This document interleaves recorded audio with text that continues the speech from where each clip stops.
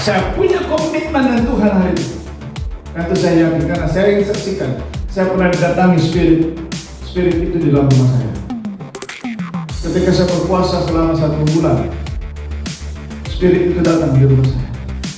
Dan saya Tuhan suruh perangi dia dan jadi kalau maka saya percaya tidak ada satupun Anda akan menang.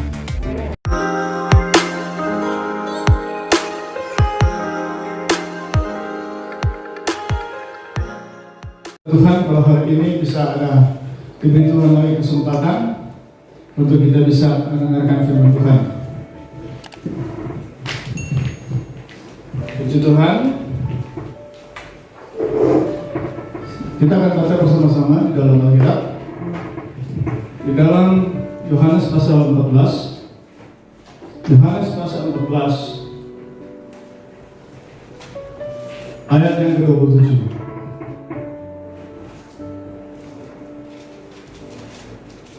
Dunia hari-hari ini dunia penuh ketakutan, dunia penuh kegelisahan, kecemasan dan segala hal.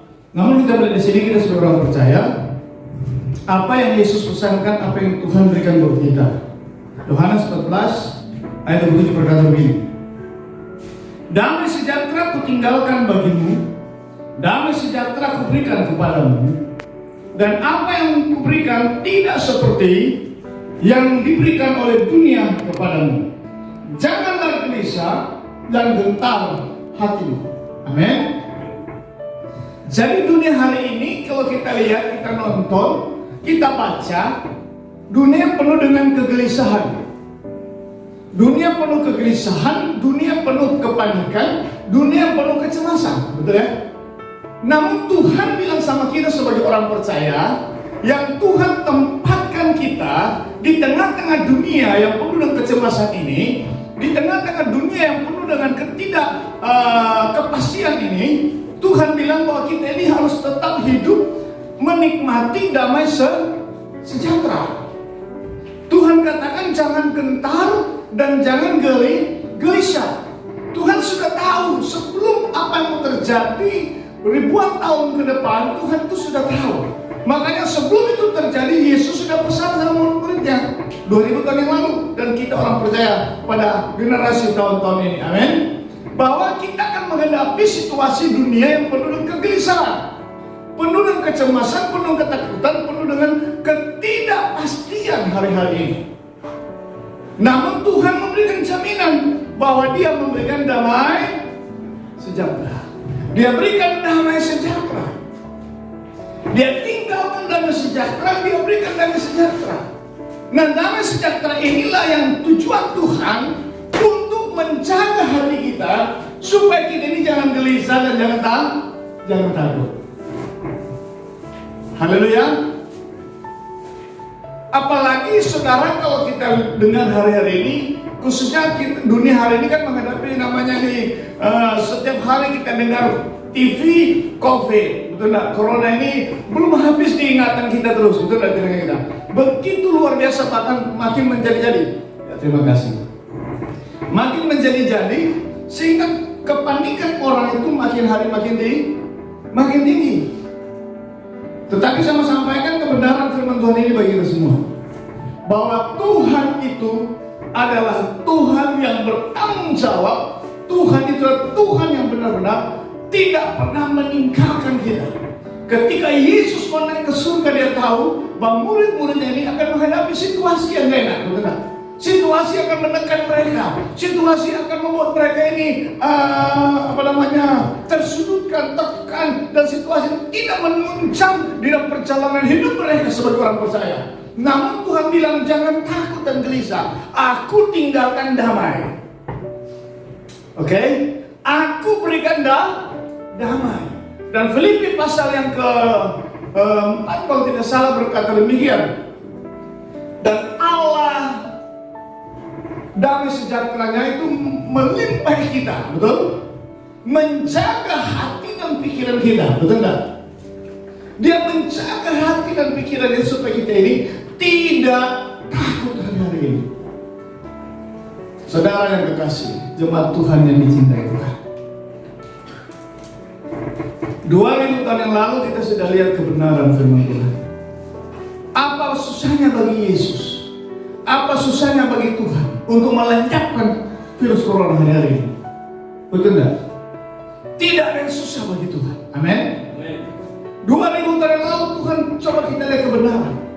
Nah, ini yang harus saya tegaskan hari ini. Setan sedang menarik orang percaya ini keluar dari kebenaran, dari eksistensi kekuatan Allah yang pernah terjadi di bumi. Betul tidak? Dan dia menghadirkan sebuah ketakutan, sebuah kecemasan, sebuah kebimbangan, sebuah keraguan akan kuasa Tuhan, akan perlindungan Tuhan. Betul? Saya yakinkan hari ini bahwa apa yang Yesus kerjakan 2000 tahun yang lalu, dia nggak pernah berubah. Dia tetap sama sampai hari ini. Kalau dia bisa bangkitkan orang mati 2000 tahun yang lalu, kalau dia bisa sembuhkan orang tuli, orang bisu, dia bisa sembuhkan orang sudah rusak ginjalnya, apa artinya semua virus corona? Tuhan bisa lenyapkan itu. Haleluya. Karena dia punya kuasa, nggak pernah berubah. Amin. Sekarang ini yang dia inginkan kita, yang harus kita jaga adalah hati kita. Saya akan berikan tema, menjaga hati supaya tetap terjaga dalam damai sejahtera. Orang kalau sudah hilang damai sejahtera, maka kacau hidupnya. Betul tidak? Orang kalau sudah tidak ada damai sejahtera, maka hidupnya pasti tidak tenang. Nah, dalam kehidupan yang tidak tenang ini, inilah yang dimanfaatkan oleh setan untuk menghancurkan hidupnya. Betul tidak? Makanya Yesus damai sejahtera kuberikan, damai sejahtera kutinggalkan, jangan takut dan gelisah. Apapun dunia sedang hadirkan hari ini, apapun isu yang sedang muncul hari ini tentang corona yang sangat menakutkan orang percaya, Tuhan katakan, jangan takut. Haleluya. Jangan gelisah. Tuhan lindungi, ada damai sejahteranya, ada sukacitanya. Ini akan menaungi hati kita. Saudara yang dikasih dalam Kristus, bagaimana kita bisa menjaga hati kita ini untuk tetap terjaga, terpelihara di dalam damai Tuhan itu? Nah, ini menjadi persoalan. Seringkali ya kita menghadapi situasi hidup mengganggu hati kita. Betul tidak? Kita sulit. Makanya Petrus berkata begini, kuasailah dirimu. 1 Petrus pasal yang keempat kalau tidak salah. Kuasailah dirimu, jadilah jadi tenang. Supaya apa? Supaya kamu bisa berdoa. Memiliki damai artinya memiliki sebuah ketenangan di dalam hati kita. Memiliki sebuah ketenangan, keyakinan yang pasti bahwa Tuhan ada dan Tuhan tidak pernah tinggalkan kita. Itulah damai. Ketika kita mampu meyakinkan, menaruh keyakinan dalam hati kita, maka kita akan tenang. Oke? Kalau kita tenang, apapun yang terjadi di dunia ini tidak akan bisa menggoyahkan kita. Tidak akan bisa. Kenapa? Karena itu yang Tuhan inginkan buat kita, bahwa damai itu ada di kita. Nah, bagaimana caranya untuk menjaga supaya damai itu tetap ada di hati kita? Ada 3 poin yang saya sampaikan. Kita buka 1 Tesalonika pasal 5. Ayat-ayat yang sederhana saja, ya, bagi saudara yang mendengarkan firman jemaat Tuhan. 1 Tesalonika pasal yang kelima, ayat 17 kita akan mulai.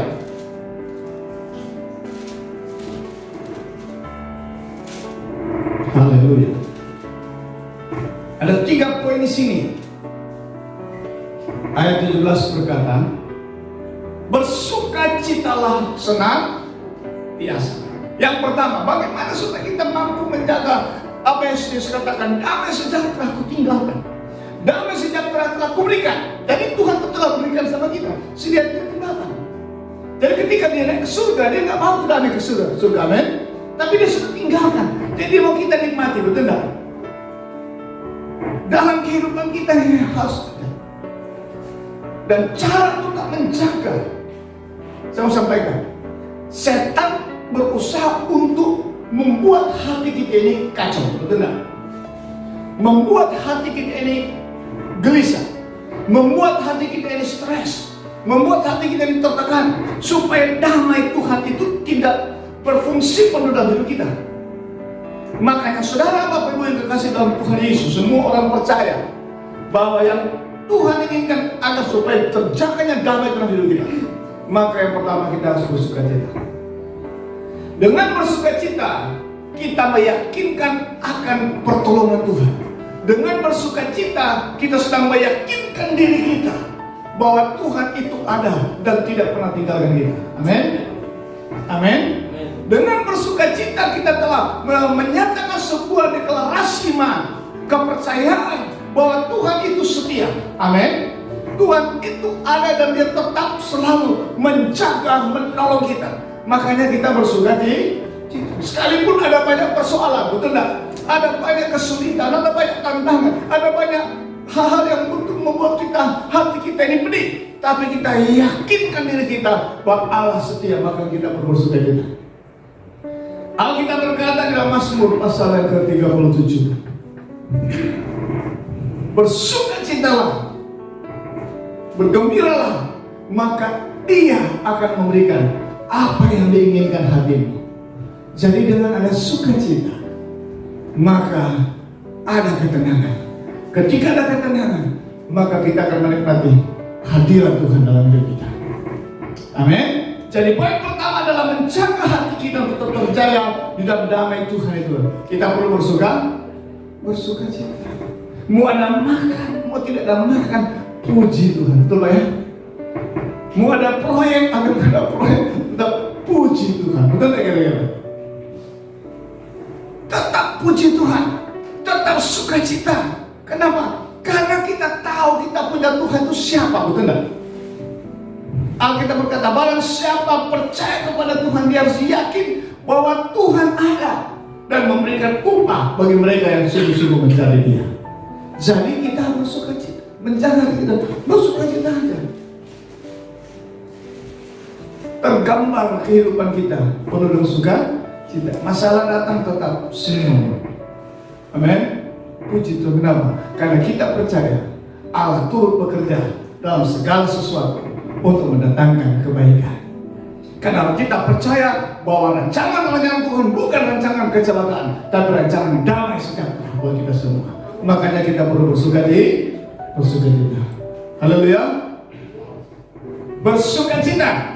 1 Tesalonika pasal yang kelima ayat 17 sekarang. Tetaplah berdoa. Nah ini cuma yang kedua itu tetap berdoa. Tuhan mempesankan mereka, kamu akan menghadapi situasi gak enak.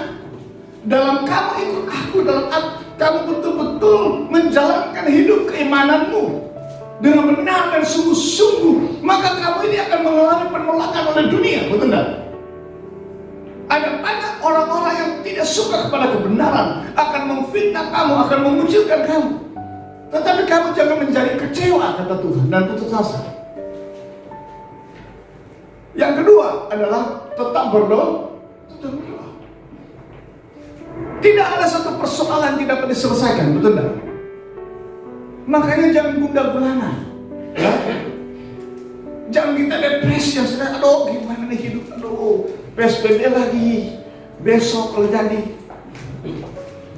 aduh pusing lagi ini, betul tidak? Tuhan katakan tetap berdoa, tetap berdoa. Petrus kalau di penjara di Filipi, bahkan Petrus di penjara itu penjara yang sangat ketat, tetapi Tuhan itu luar biasa. Ketika dia di penjara, maka orang-orang kudus di sana itu berdoa, bersungguh-sungguh kepada Tuhan, maka Tuhan kirim malaikat untuk membebaskan Petrus dari penjara, betul tidak? Bukankah Tuhan sanggup dan mampu membebaskan kita dari apapun yang kita takutkan hari ini, yaitu corona? Dan banyak orang-orang Kristen sudah penuh dengan Roh Kudus, tapi lebih takut corona daripada Tuhan, betul tidak? Ini yang terjadi. Dia lebih takut apa yang dokter katakan daripada apa yang Tuhan katakan, betul tidak? Ini yang terjadi hari ini. Imannya sedang dibelokkan setan untuk lebih mempercayai apa yang dunia hadirkan dari apa yang Tuhan sedang katakan. Dan ini masalah iman hari-hari ini. Kenapa? Karena kita kurang berdoa sama Tuhan. Amin. Jadi yang kedua adalah menjaga hati tetap damai, tenang, tetap berdoa. Ada persoalan kita berdoa, Tuhan, Engkau tahu aku nggak mampu. Engkau tahu Tuhan aku terbatas. Tapi aku percaya Engkau mampu menyelesaikan hidupku. Engkau mampu menyelesaikan masalah. Engkau mampu menyembuhkan. Engkau mampu menghancurkan virus ini. Kita mulai mendeklarasikan hari-hari ini. Ini yang poin yang kedua. Tetap berdoa. Jangan berdoa waktu ada masalah. Banyak orang Kristen pas berdoa waktu ada masalah. Kenapa? Ketika semuanya sudah enjoy, dia lupa. Kalaupun ada berdoa ya hanya sekedar berdoa saja. Ya. Tetapi Tuhan katakan tetap berdoa artinya ada masalah atau tidak ada masalah, hidup enjoy atau hidup tertekan, tetap berdoa. Karena doa itu bukan hanya sekedar memohon permohonan sama Tuhan, meminta bukan cuma itu saja, tapi doa itu membangun satu komunikasi yang intens dengan Tuhan. Amin. Contohnya begini, saya ini kalau datang sama Pak Romo cuma setiap datang itu datang meminta sesuatu terus. Setiap datang hanya meminta, lama-lama bosan dia. Betul nggak Pak? Kapan kamu punya waktu ngobrol dengan saya? Betul? Nah, doa dengan Tuhan itu juga adalah merupakan sebuah komunikasi yang intens, sehingga ketika waktu kita butuhkan sesuatu tanpa kita harus menangis, Tuhan harus sediakan. Betul nggak? Tapi kalau enggak, ya iya, kita butuh proses lama. Kenapa? Karena kita hanya datang waktu ada masalah. Betul ya? Ketika ada masalah kita cuek dengan Tuhan. Nah, saudara yang kekasih, bukan seperti itu yang Tuhan inginkan. Supaya damai sejahtera dalam hidup kita. Orang yang memiliki damai sejahtera, orang yang memiliki sebuah komunikasi intens dengan Tuhan. Amin. Yesus itu sebagai Tuhan, 100% Allah. Tapi juga ketika dia datang dari surga, dia menanggalkan kealahannya dan dia datang 100% manusia. Nah, sebagai manusia kita diberikan contoh. Dia juga berdoa kepada Bapa di surga. Betul tidak? Haleluya. Dia menunjukkan bahwa dia sebagai manusia dia sangat terbatas. Itu sebabnya dia membutuhkan campur tangan Bapa. Makanya dia membangun hubungan yang intens dengan surga lewat doa. Makanya Tuhan mau jaga hati kita terjaga dan damai lewat doa. Daripada marah-marah sana sini, betul nggak Pak? Kita marah-marah 100 kali gimana nggak akan selesaikan masalah. Betul? Tapi kalau kita bersuka cita dalam berdoa, masalahnya Tuhan selesaikan. Berikan kemuliaan Tuhan. Ini lah kira-kira. Makanya ini yang terjadi hari-hari ini. Saya melihat hari-hari ini ya. Jadi yang ketiga adalah saya akan singkat saja nih pemberitaan firman Tuhan. Karena waktu kita terbatas. Mengucap syukurlah senantiasa, tetaplah berdoa. Bersukacita senantiasa, kalau berdoa, mengucap syukurlah dalam segala hal, sebab itulah yang dikehendaki Allah di dalam Kristus Yesus bagi kamu. Yang ketiga, menjaga hati kita untuk tetap terpelihara dalam damai sejahtera Tuhan adalah dengan selalu mengucap syukur. Mengucap syukur artinya memberikan sebuah penghormatan kepada Tuhan, bahwa segala sesuatu yang terjadi hidupku ini adalah berkat dari Tuhan. Betul tidak? Bukan musibah, betul Pak? Bukan musibah, bukan masalah, tapi berkat. Ada orang berkata berkat itu kalau dapat uang 100 juta, oh ini berkat. Tapi kalau dia mengalami kerugian, ini bukan berkat, ini musibah. Bukan seperti itu. Allah turut bekerja dalam segala sesuatu. Makanya dikatakan mengucap syukurlah dalam segala sesuatu. Ketika juga harta kita dirampas, kita juga harus mengucap syukur. Kenapa? Karena kita percaya kita punya harta yang lebih menetap sifat dari surga, yaitu kekal. Supaya hati kita tidak tergores dengan segala kemarahan, kekecewaan, kegelisahan, depresi, stres, tapi tetap terjaga dalam damai. Kita harus mengucap syukur. Ketika Anda dipuji orang, ketika kita dilecehkan orang, tetap mengucap syukur. Kenapa? Karena itu yang Yesus bilang, aku tidak akan pernah tinggalkan kamu. Dia akan ada bersama kita. Yang penting adalah damai ini. Damai sejahtera ini mahal harganya, betul tidak? Yesus memberikan damai sejahtera itu nggak murah. Amin. Lewat kematian penyaliban Kristus, maka turunlah perjanjian damai buat saudara dan saya. Makanya kita perlu jaga damai. Jangan cuma karena uang 2.000 ada ribut, betul kira-kira Pak. Hanya biarkan itu damai hilang cuma karena uang Pak, 500 perak. Aduh, cuma bayar angkot, keambil lebih oleh sopir marahnya minta ampun. Biarin aja. Haleluya. Kita nggak rugi dengan diambil 500, betul ya? Daripada kita kehilangan damai. Tapi sekarang orang sekarang ini susah seperti itu Pak, ya. Susah, sudah susah begini. Tunggu dulu. 1000 aja bisa saling membunuh dunia hari-hari ini. Dia biarkan damai itu hilang. Padahal kan damai sejahtera adalah pengorbanan Kristus di Golgota. Nyawa itu yang dia berikan buat saudara dan saya. Pegang itu. Yesus tempatkan kita di bumi ini untuk membawa damai, bukan kerusuhan. Amin. Untuk membawa damai sejahtera, bukan perpecahan, tapi membawa damai. Sebabnya jaga hati kita. Saya percaya Tuhan akan bekerja hari-hari ini. Saya selalu katakan sama Tuhan bahwa selama kita beribadah sama Tuhan, cuma satu, pegang benar. Jangan ada satu pun jemaat Tuhan diizinkan tertular corona. Dan itu saya yakin, pegang benar. Saya punya komitmen dengan Tuhan hari itu. Dan itu saya yakin karena saya ingin saksikan. Saya pernah didatangi spirit itu di dalam rumah saya. Ketika saya berpuasa selama 1 bulan, spirit itu datang di rumah saya. Dan Tuhan suruh perangi dia, dan dia dikalahkan. Maka saya percaya tidak ada satu pun Anda akan kena. Karena Tuhan janji dia melindungi. Haleluya. Itu sebabnya kita harus jaga hati kita. Damai ini setan berusaha untuk merobek hati kita dengan sakit hati, dengan kecil, supaya dia mampu merampas bagian kekal dalam diri kita. Betul tidak? Tuhan mau kita jaga supaya berkat itu dicurahkan kepada kita. Amin. Biarlah firman ini menjadi berkat dalam kehidupan kita. Kita menjadi orang-orang yang akan menghadirkan damai, kuasa Tuhan di hari-hari kita ini. Tuhan memberkati kita. Haleluya.